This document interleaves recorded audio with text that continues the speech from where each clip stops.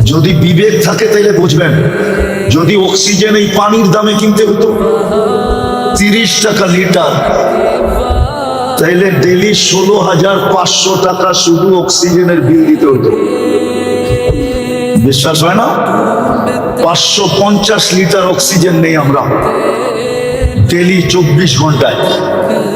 30 টাকা per litre, 550-কে 30 দিয়ে গুণ দেন, দেখেন 16,500 টাকা হবে পার ডে।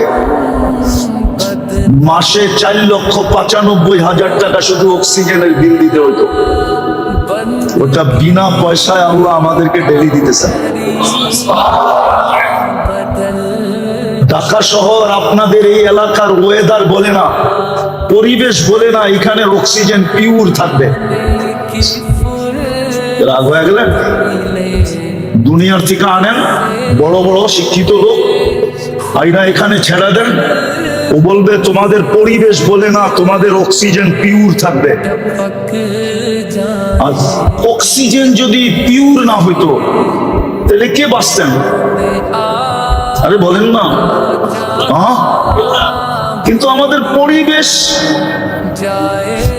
পরিবেশ বলে অক্সিজেন দূষিত হওয়া দরকার ছিল, কিন্তু আল্লাহ কুদরত দিয়া পরিবেশকে পরিবেশের জায়গায় রাখছেন, আর অক্সিজেনের পিউরিটিকে তার জায়গায় রেখা ডেলি আমাদেরকে পিওর অক্সিজেন বিনা পয়সায় দিতেছেন। এই জন্য আমার কথা ছিল এটাই, যেই মানুষটা সৃষ্টির সারা, সবচেয়ে বেশি বিবেক যাকে দিলেন, সবচেয়ে বেশি বুদ্ধি যাকে দিলেন, সবচেয়ে বেশি বিদ্যা যাকে দিলেন, মানুষের মতো বুদ্ধি আল্লাহ কাউকে দেন নাই। যদি দিত, শুধু কাল্পনিক কথা, এটা বিজ্ঞান এখনো প্রমাণ করতে পারে নাই, শুধু বলে এলিয়েনরা আমাদের চেয়ে বেশি বুদ্ধিমান, শুধু বলে, আজ পর্যন্ত কোনো অকাট্য প্রমাণ দিতে পারে নাই বিজ্ঞান। পারছে নাকি? নাই এখানে শিক্ষিত লোক জেনারেল কেউ পারছে দিতে? হ্যাঁ, মানুষের চেয়ে যদি বুদ্ধিমান কেউ হতো তাইলে আমাজনের জঙ্গলের প্রাণীরাও আমাদের সাথে প্রতিযোগিতায় নামতো। মানুষ সবচেয়ে বুদ্ধিমান, সবচেয়ে বিবেকমান, সবচেয়ে বড় বিদ্বান। ওই মানুষটা আল্লাহর থেকে দূরে সরল কি করে?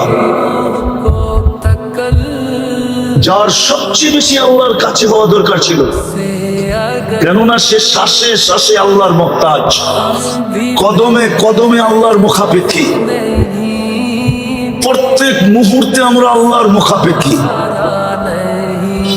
24 ঘন্টা যিনি আমাদেরকে উইদাউট পে সেবা দিতেছেন, না দিতেছেন না? আমি তো শুধু অক্সিজেন দেখাইলাম। আচ্ছা বলেন তো, আপনাদের পেটে যে খাদ্য যায় কয়বার চেকিং এর পরে যায়? কয়বার বলেন না? জানেন কেউ?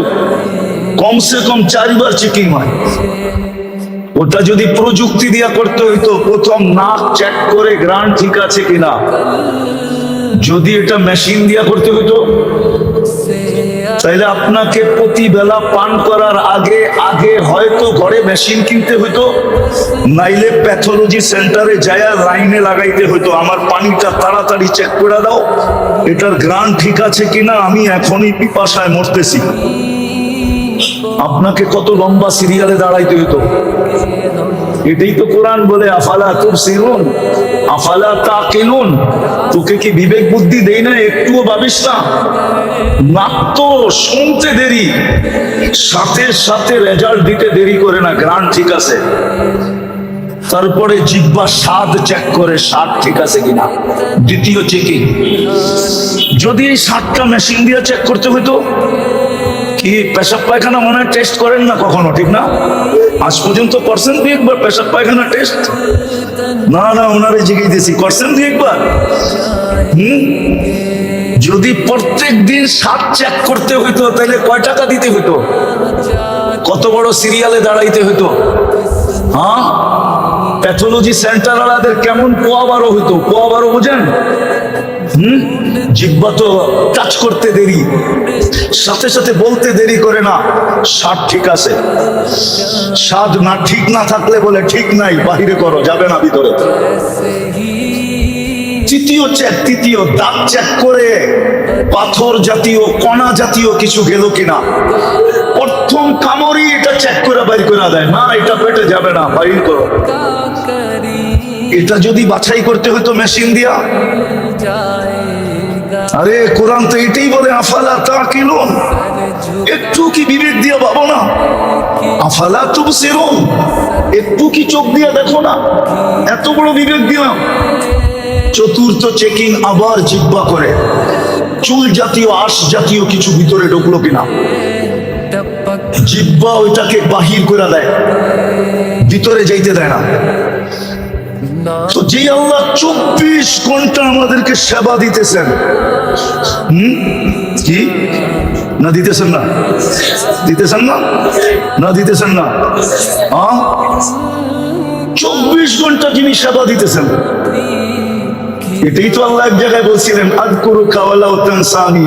ও মানুষ, তুই আমাকে ভুলা থাকিস কি কইরা? অন্য কেউ যদি ভুলা থাকতো তাহলে মনকে বুঝাইতে পারতাম, তুই ভুলা থাকিস কি কইরা?